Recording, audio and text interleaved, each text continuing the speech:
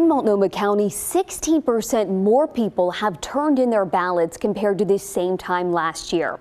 Now, Director of Multnomah County Elections, Tim Scott, told me every day has really felt like Election Day. And with so many more people and the national conversation surrounding mail-in voting and voting in general, we set out to verify, are elections officials upping security measures this year, and if so, how? Scott said yes, they are.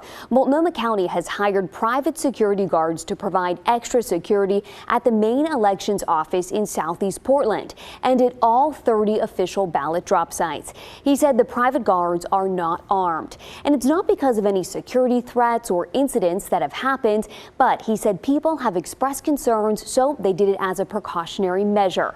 Multnomah County Sheriff's deputies will also be stationed at the Multnomah County Elections Building in Portland starting 7 days before the election. What is the purpose of the guards, the security people? To give us eyes and ears on the ground, to make sure that we're aware if there's any issues that come up. They're just a presence.